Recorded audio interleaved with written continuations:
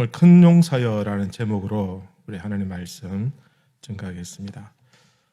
사람들이 보면 대범한 사람이 있고 또 소심한 사람들이 있고, 그죠?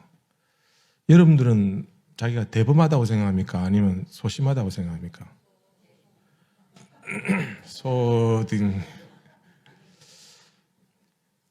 예를 들어서 물을 마실 때 막 이렇게 마시면 대범한 사람이고, 이렇게 마시면 소심한 사람이고, 우리 강일성 권사님은 대범한 사람이에요. 설교 시작하려고 하는데 물을 탁 그렇게 쓰시니까 아주 대범한 분입니다. 저는 아주 소심한 사람입니다.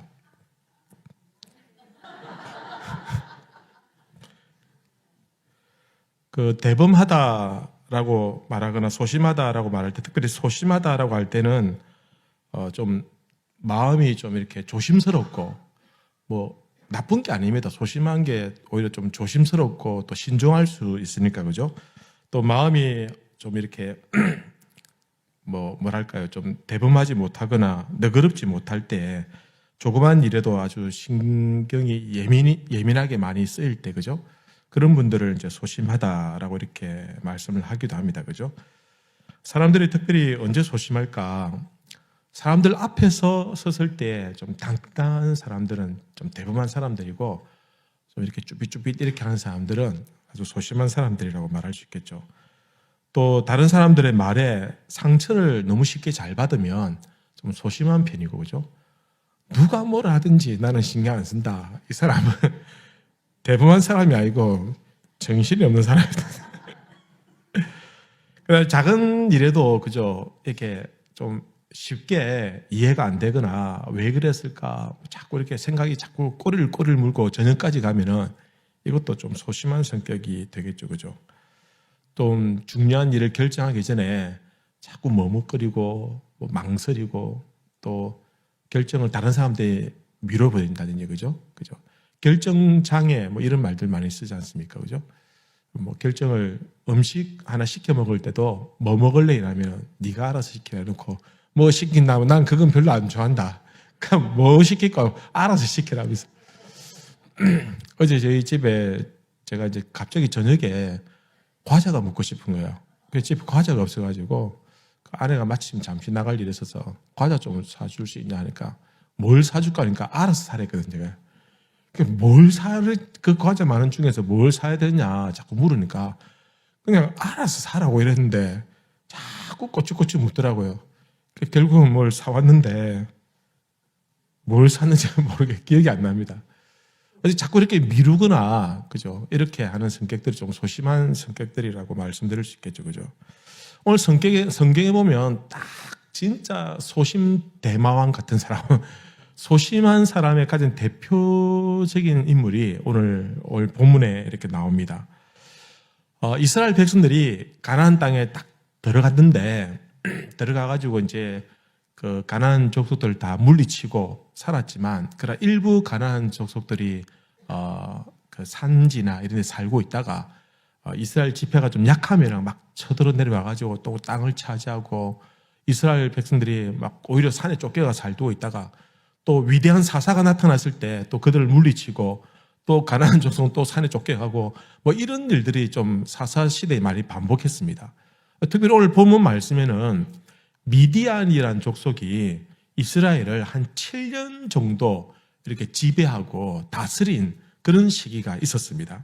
그때에 이스라엘 백성들은 산에 있는 동굴이나 뭐 웅덩이라든지 이런 데 좀 조그만 뭐 성을 짓고 뭐 이런 데서 살면서 너무너무 이제 힘들게 살고 있었어요. 좀 농사를 지을 때마다 미디안이 때를 맞춰가 탁 쳐들어와가지고 곡식도 다 뺏어가고, 그리고 또 뭐 쫄딱 굶고, 또 농사 지으면 또 와서 또 쳐들어가서 또 뺏어가고, 뭐 이런 일들이 자꾸 반복되니까 이스라엘 백성들이 하나님께 이렇게 기도합니다. 오늘 6장 6절에 보면 이스라엘이 미디안으로 말미암아 궁핍함이 심한지라, 이에 이스라엘 자손이 여호와께 어떻게 했다고요?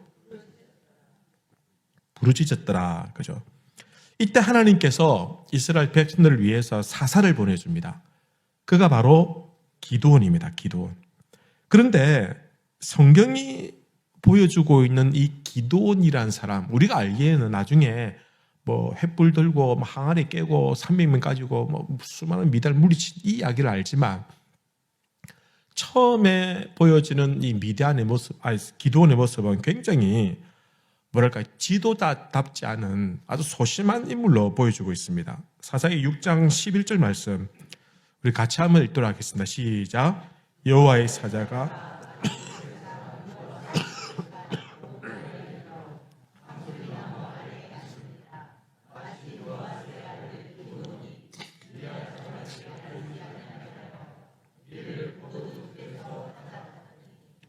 기드온이 미디안 사람들에게 들키지 않으려고 어떻게 했다고요? 밀을 포도주 틀에서 타작하였다.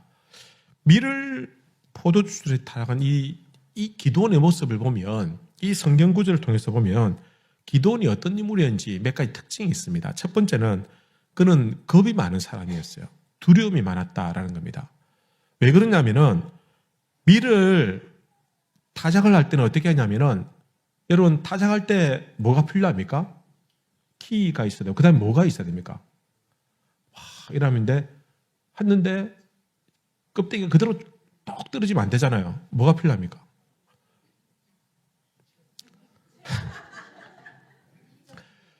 껍데기가 그대로 떨어지면 안 되니까 뭐가 불어서, 바람이 불어서 날아가야 되잖아요. 그래서 자꾸 이 키질 하면은 나중에 알곡만 여기 남잖아요. 그죠? 맞습니까? 농사 다 해보셨죠? 그죠? 바람이 필요한데, 그러면 바람이 불려면 어디서 해야 될까요? 넓은 마당에서 바람이 잘 부는 곳에서 해야 돼요. 그런데 포도주 틀에서 했다고 했거든요. 포도주 틀은, 여기는 포도즙은 짜내면은 이 포도즙이 한 곳에 모여야 되기 때문에 웅둥이 같은 곳에서 해야 돼요. 막 사람들 많은 데서, 넓은 데서 하면 이게 이렇게 먼저 나가기 때문에 그렇게 하지 않고 모이도록 하기 위해서 웅둥이 같은 곳에 쏙 들어가서 거기서 포도즙을 짜거든요. 근데 밀을 넓은 마당에서 하지 않고 미디안 사람들한테 들켜서 안 빼앗기려고 어떻게 했다고요? 포도즙 틀에 숨어가지고 그래서 이렇게 키즈를 하면서 곡식을 숨겼다라는 겁니다. 그러니까 이 기드온이 사사답지 않게 좀 겁이 많고 두려움이 많고 그런 소심한 사람이었다라는 겁니다. 두 번째, 그는 어떤 사람이냐면 그 마음에 불평과 원망이 좀 많았어요. 오늘 13절 말씀을 보면 이렇게 표현합니다. 기드온이 그에게 대답하되, 오 나의 주여, 여호와께서 우리와 함께 계시면 어찌하여 이 모든 일이 우리에게 일어났나이까? 하나님이 우리와 함께 계시면 왜 우리가 저 기드온한테 미디안한테 쫓겨가지고 이렇게 고생을 합니까? 또 우리 조상들이 일찍이 우리에게 이르기를 여호와께서 우리를 애굽에서 올라오게 하신 것이 아니냐 한 그 모든 이적이 어디 있나이까? 하나님, 우리 조상들에게 베풀어졌던 그 기적들, 그런 것들 다 어디 있습니까?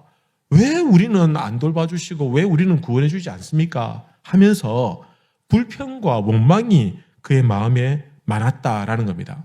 그리고 세 번째는 이 기드온은 열등감에 쩔여 있는 사람이었어요.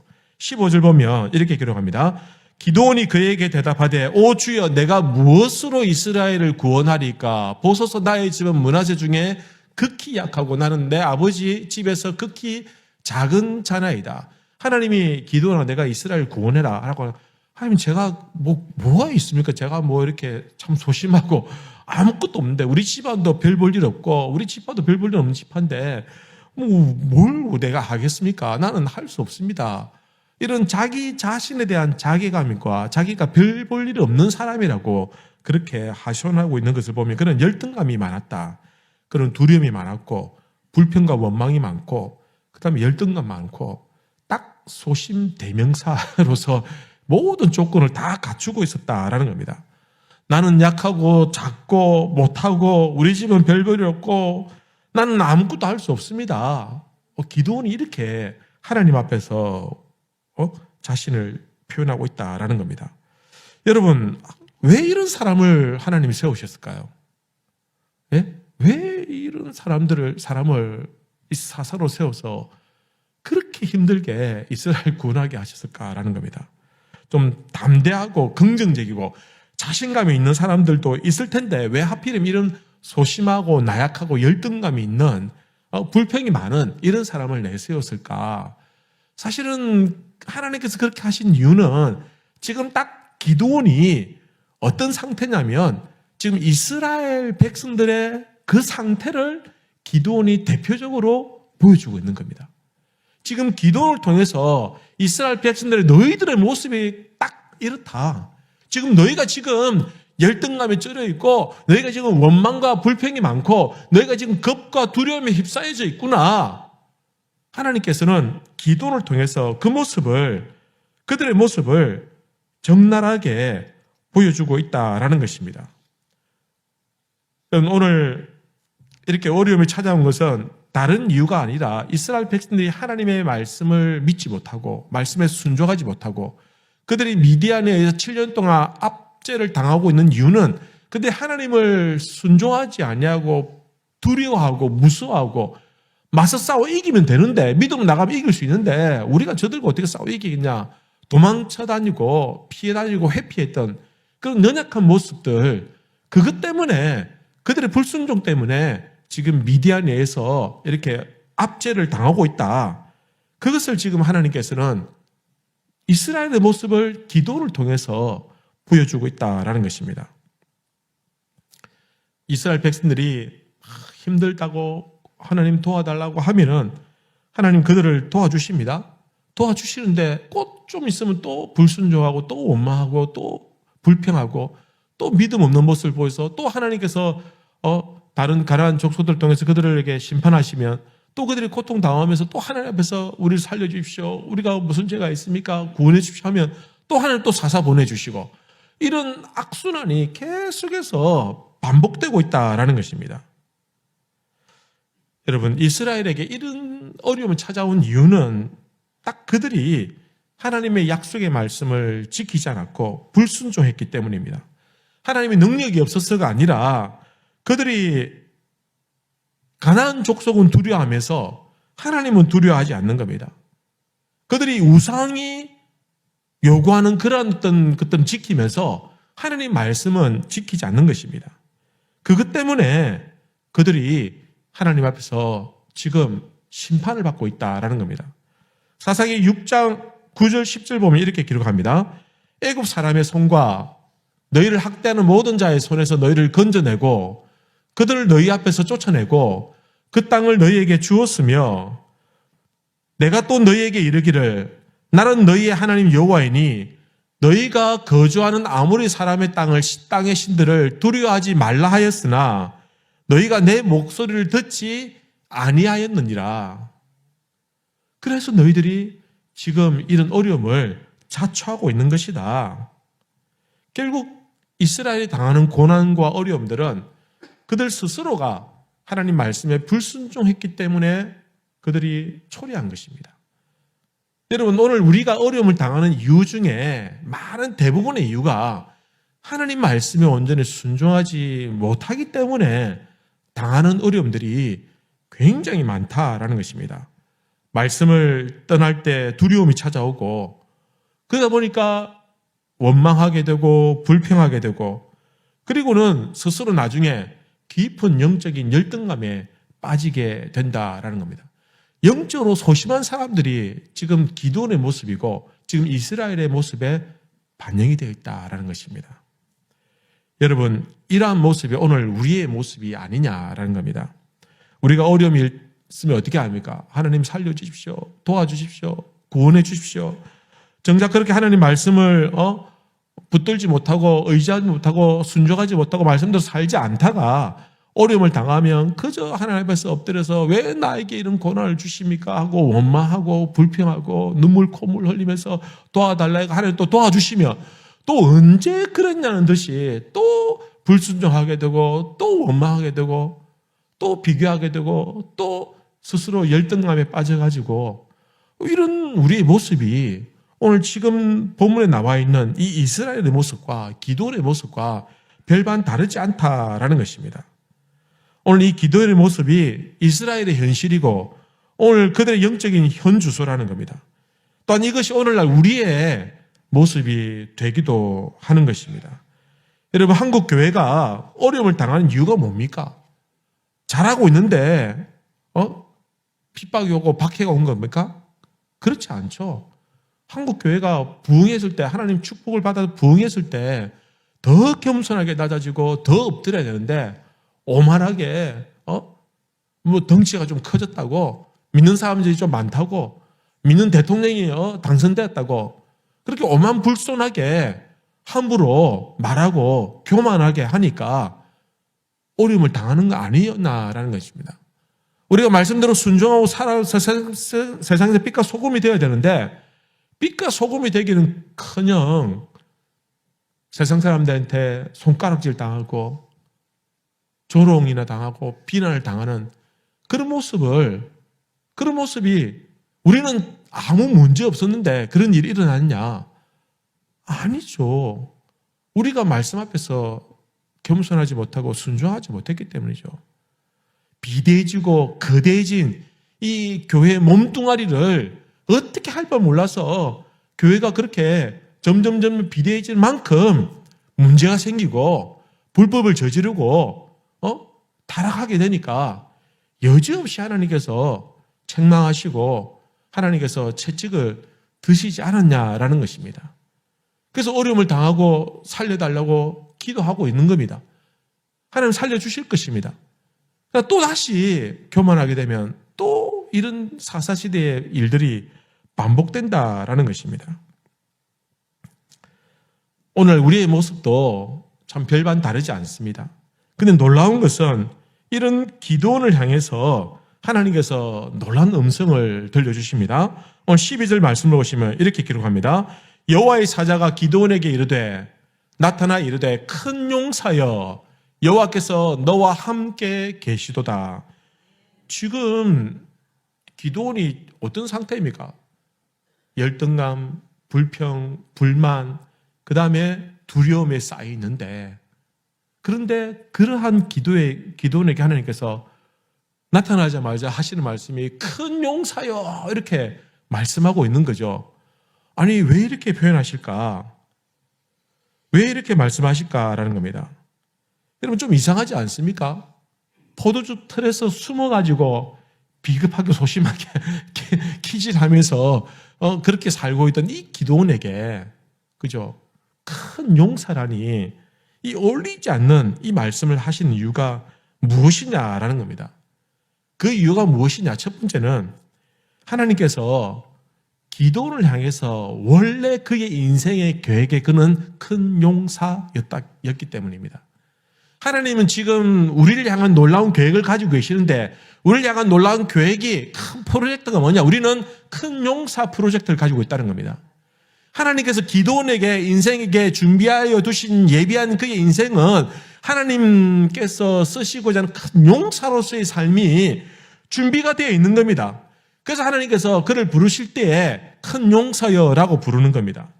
여러분, 이 기드온의 아버지가 요아스라는 인물입니다. 요아스라는 말은 어떤 말이냐면 여호와는 강하고 위대하다라는 그런 뜻을 가지고 있습니다. 그리고 기드온은 용사라는 뜻을 가지고 있습니다. 그러니까 자기 아버지와 자기 이름을 보면은 여호와는 위대하고 능하시고 그리고 그의 큰 용사다. 누가? 기드온이. 처음부터 그는 능하고 강하신 하나님의 용사로 쓰임 받는 프로젝트로 그 인생으로 설계가 되어져 있었다라는 것입니다. 이게 하나님의 계획입니다. 하나님께서는 그를 향하여 큰 용사로 말씀하시면서 너는 지금 두려워하고 원망하고 불평하고 삐뚤어져 있고 깊은 열등감에 빠져 있지만, 그러나 너는 이렇게 살 사람이 아니야. 너는 이렇게 숨어서 타작을 할 사람이 아니야. 너는 그렇게 열등감에 찌려 있을 사람이 아니야. 너는 큰 용사야. 너 왜 이러고 있니? 이것이 동시에 이스라엘을 향한 하나님의 말씀입니다. 하나님께서 이스라엘 백성들에게 가나안 땅을 주실 때에 어떻게 주셨습니까? 그냥 오합지졸이고 아무것도 제대로 무기도 없고 싸울 수도 없는 그런 민간인들인데 그들이 여리고성을 돌고 성이 무너지고 그들이 그 가나안 땅에 5개국 남부 연합군 5개국 연합군들 쳐부수고 북쪽에 5개 연합군을 쳐부수고 모든 족속들 다 쫓아낼 만큼 강한 용사가 되었던 것은 그들의 하나님께서 그에게 능력을 주시고 함께 하셨기 때문 아니냐는 겁니다. 그렇게 승승장구하고 이기는 백성이 그들이다. 하나님께서는 이스라엘을 향해서 그렇게 설계하셨어요. 그래서 가나안 땅에 들어가는데 그들이 지파별로 땅을 분배받고 난 다음부터 문제가 생겼어요. 그들이 땅을 지파를 분배받기 전에는 하나하나 똘똘 뭉쳐가지고 용감하게 싸웠습니다. 그래서 모든 그 가나안 족속들과의 싸움은 이스라엘의 싸움이었어요. 그러니까 그들이 땅을 분배받고 난 다음에 흩어지고 난 다음에 각각 지파별로 흩어져 있는데 각각 지파들이 자기 지역에 있는 가나안 족속들 남은 잔당들을 물리치고 이겨내면 되는데 자기들끼리 싸우려고 하니까 겁이 나는 거예요. 자기들끼리 싸우려고 하니까 무서운 거예요. 다 같이 싸울 때는 무섭지 않은데 이제는 여호수아도 없고 자기들끼리 싸워서 이겨야 된다고 하니까 두려운 거예요. 그래서 그들과 타협을 하고 내가 이까지만 갈게. 너희들 그러면 이까지만 안 내려오면 우리 너희 안 건드릴게. 하나님께서는 가나안 땅에 있는 모든 이스라엘 족속을 진멸하라라고 명령하셨는데 그러나 이스라엘 백성들이 스스로 타협하고 스스로 양보하고 스스로 쪼그라들어가지고 싸움을 피하고 그리고는 그들에게 땅을 또 내어주고 그러니까 가나안 족속들이 호시탐탐 노리고 있다가 이스라엘 조금만 약한 틈을 보이니까 다시 쳐들어와가지고 그들 땅을 되찾더라라는 겁니다. 지금 미디안이 딱 그 상황입니다. 큰 용사로 부름을 받았는데 숨어서 키질하고 있고 열등감이 쩔어 있고 나는 아무것도 못합니다. 쩔쩔매는 이런 모습을 보여주고 있는 겁니다. 여러분 오늘 이 시대를 살아가는 우리를 향한 말씀이기도 합니다. 하나님이 우리를 구원하시고 하나님이 우리를 하나님의 백성으로 삼으신 것은 지금 너희가 세상 앞에서 두려워하고 돈 앞에서 비굴하고 좀 힘들다고 넘어지고 자빠지고 원망하고 불평하고 말씀의 사명 잊어버리고 그렇게 살아가는 그런 것이 아닙니다. 이렇게 살 사람이 아니라는 겁니다. 우리가 이렇게 숨어서 살 사람이 아니에요. 비굴하게 살 사람이 아니라는 겁니다. 우리 세상을 이길 사람들이고 역경을 이길 사람들이고 문제를 이길 사람들이고 유혹을 이길 사람들이고 환경을 이기고 부흥을 이룰 사람들이라는 거예요. 하나님이 하나님의 자녀를 삼아주셨으니 그는 누구도 감히 하나님의 백성들을 건드릴 수 없는 겁니다. 그러니 담대하게 나가 싸워. 이기면 이기는 거예요.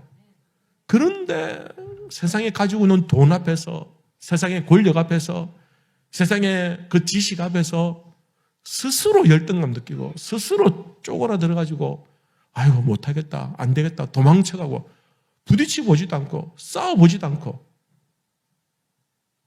직장이나 캠퍼스 안에서 내가 믿는 사람으로서 뭔가를 하려고 할 때 불신 세력과 막 부딪히면 부딪혀보는 겁니다. 코피가 터지더라도 한번 부딪혀봐야 되는데 부딪혀보지도 않고 지레 겁먹고 타협하고 도망가고 회피해버리면 결국은 그 영역을 공중권세자본자에게 빼앗기게 된다라는 것입니다. 사랑하는 성도 여러분, 큰 용사인 줄로 믿으시길 바랍니다. 하나님 여러분들 세상에서 그렇게 비겁하게 살려고 부르시지 않습니다. 하나님 그 정도 통이 아니에요. 여러분 하나님 큰 통이 크신 분입니다. 여러분이 색한 캠퍼스를 뒤집어 버리려고 하나님 부르셨고 여러분 가정을 뒤집어 버리려고 하나님 부르셨고 여러분 직장을 완전히 뒤집어 버리려고 하나님께 여러분을 부르신 줄로 믿으시길 바랍니다. 우리 교회를 여기 세워주신 이유가 뭐냐?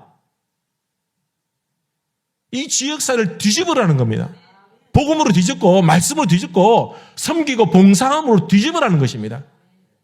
손가락질 받으라고 세운 교회가 아니라는 것이죠. 여러분 교회 후문 다니지 마십시오. 정문으로 다니십시오. 후문으로 올 일에서 정문으로 들어오십시오. 당당하게 이렇게 쫙 펴고 그런 마음가짐으로 오시라는 겁니다. 그죠? 두 번째는요, 하나님께서 소심한 기드온을 큰 용사로 쓰시겠다는 의지입니다. 의지. 하나님의 그렇게 쓰시겠다는 그의 계획도 그렇고 하나님 그렇게 하시겠다는 겁니다. 하나님이 기도원을 향해서 큰 용사로 부르신 이유가 지금 소심하고 작은 자에 불과하지만 이제부터라도 하나님께 그를 큰 용사로 쓰시겠다. 그의 인생 설계는 그였는데 지금 현실은 어떻습니까? 숨어서 타장마당하고 스스로 열등감에 빠져있고 불평하고 원망하고, 아니 자기 적은 미디안인데 미디안에 가서는 한마디도 못하고 지금 하나님 앞에 와가지고 원망하고 불평하고, 하나님 우리 조상들이 했던 기적은 다 어디 갔습니까? 우리를 이렇게 하려고 했습니까? 이런 불평이나 원망을 내딛고 있는 이 현실이지만 하나님께서는 그를 큰 용사로 쓰시겠다는 겁니다. 큰 용사 쓰기 위해서 그를 부를 때 이 소심한 기도원은 아니고 큰 용사여라고 부르신 겁니다. 오늘 기도원과 하나님의 대화를 보면 참 재밌습니다. 기도원은 하나님의 사자를 향해서 원망하고 불평을 합니다.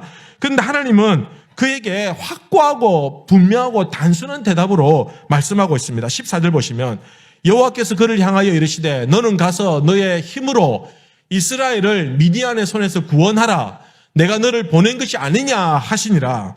그런데 기도원이 뭐라고 합니까? 15절에 그러나 기도원이 그에게 대답하되 오 주여 내가 무엇으로 이스라엘을 구원하리이까? 보소서 나의 집은 므낫세 중에 극히 약하고 작은 자니이다.